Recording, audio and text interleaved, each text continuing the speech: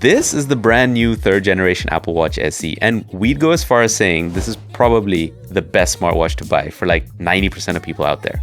Let us explain. The SE model, similar to all its predecessors, is Apple's cheapest version in their watch lineup. But you're getting so many things the more expensive Apple Watches also have. So don't let the popularity or the shininess of the other watches fool you, because if you put them side by side, you won't see that much of a difference. All right, let's take a look at the design features and do some testing in which corners Apple has cut to be able to make it cheaper than the others. Yeah, there are 2 sizes you can choose from. You've obviously gone for the 40 millimeter here. There's also a 44 millimeter, which I would definitely get were I to get an SE3. Yeah. You also get 2 colors to choose from, Midnight or Starlight. This is Midnight. Apart from that, you can choose for a whole bunch of strap options from rubber to fabric and stainless steel. Get that strap going. We got the sport band in Midnight to match the watch. Yep. And depending on your choice, the price will obviously change. So a bigger watch will cost you more, etc. But overall, guys, the design hasn't changed all too much. And that's a good thing. If you've had a previous Apple Watch, I think you've had one. I still have one, Series 5. Series 5, an older one, right? So, and that's a good thing. If you have previous Apple Watches, you could just reuse the bands. And that's the same case here. They haven't changed the way that you can attach the strap to the watch. So I still have my solo loop from the Watch SE Gen 1 from like 2 or 3 years ago. And I can use that with this watch as well. No issues. And that applies to the design elements as well. The speakers, microphones, buttons, all are exactly in the same place. No one will really know which Apple Watch you have, which might be a downside for some people. Yeah. Then get the Ultra. But what I love about Apple is that the learning curve across their devices is very small. The setup is quick and you quickly learn how to use the watch. And you can do so much from calls, messages, and seeing all your notifications. But also operate your music or your podcasts. And of course, it can track your sleep, workouts, and general health. Yeah, it's once you get used to that volume wheel, you don't go back. Yeah. It's interesting how Apple positions its watches though, right? You've got the Ultra at the top. Yeah. Most of the marketing is all these outdoorsy, adventurous people and serious athletes. And most of us don't need that kind of performance, but it feels cool to have. Yeah. It's also big and shiny, and if you think you need one, you'll get it either way, right? It's a huge watch though, and you will get a big display and longer battery life. Yeah. So between that one, the Ultra, and the Watch SE, this one, you've got the Series 11, the middle choice, the one Apple wants you to buy and probably most people will buy, right? But here's why most people don't need the Ultra or the Series 11. So we did make a video on this channel about how you quit smartwatches, right? I didn't make that video. He made it. And now he's using the SE3. So what is the reason? Why do you like smartwatches in general? I lied. No. So yeah, no, I do like my normal analog or digital watches. But like I said in that video too, there is a place for smartwatches. And I do actually strap on a smartwatch for certain activities. Like fitness, for example. Love tracking my fitness with something, so I have some data to go by and be able to see if I'm improving or not. There's also sleep tracking, which is nice, and that is new on these series. Is a sleep score, which wasn't there before, which plenty of other watches have had for a really long time. Samsung. Yeah, exactly. What I also really like about smartwatches, and especially the Apple Watch, is that I can set an alarm for waking up that vibrates on my wrist and doesn't disturb anyone else, right? That's a very underrated feature. There's also Apple Pay. So yes, it's on my phone. I can take it out, but it's a nice quality of life improvement. There's also, and if you use a MacBook, you'll know this, is you can unlock your MacBook using your Apple Watch. And you could just say, look, you have Touch ID there. You could just unlock it. But I usually dock my MacBook into a USB Type-C, and then I just use the monitor. And so for that, I need to type my password every time. So if I have this watch on my wrist, it just detects it and unlocks it. So it's a nice ecosystem benefit there. And you were talking about that wheel to control volume as well. That's nice because, you can control your music straight from the watch as well. Yeah, and you don't have to look anywhere. You just feel it and change your volume. And it's there, yeah. And you've had the SE1 as well? Yeah, like 2 or 3 years ago, yeah. Right. And do you see a difference physically, not? But like, are there any upgrades? Yeah, so I was I was like, what is actually the different? Obviously, it's been a few years, but I kind of went through it, looked it up a bit, and there aren't that many. And it's been 2 to 3 years. And so a couple of improvements that they've introduced is gesture control.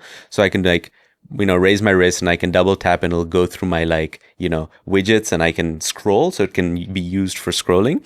But Apart from that, you have this wrist flick where if you're somewhere in the menu, you just have to flick it this way and it goes back to the home screen. Cool. It's there.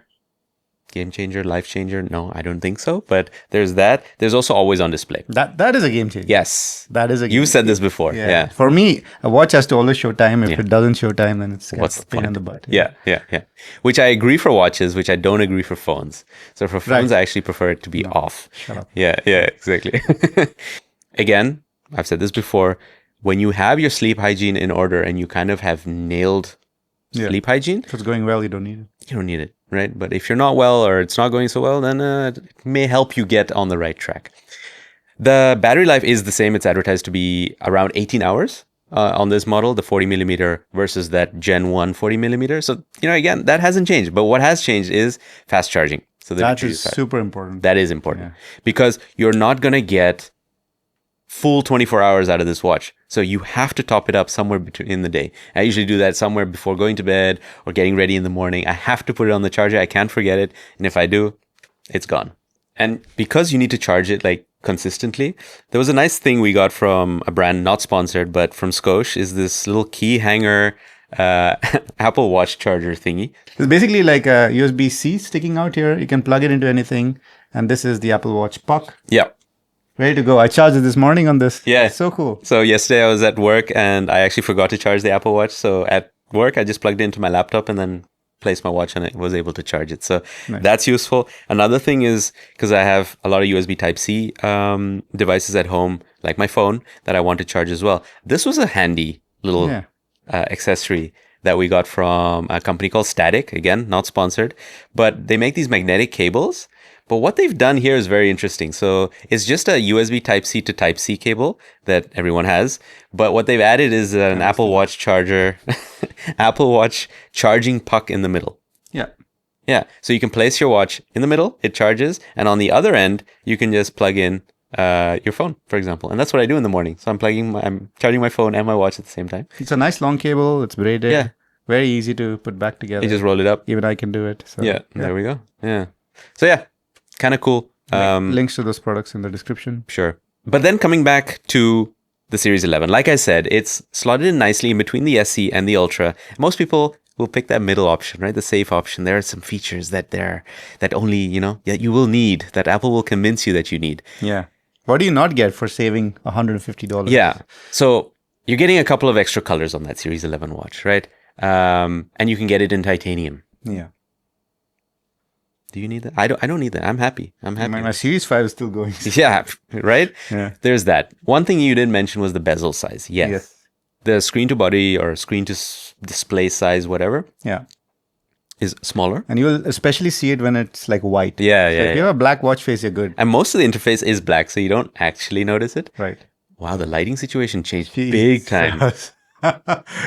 There's Dutch lighting happening from the windows outside, so let's... If you notice a difference, you know why. Okay.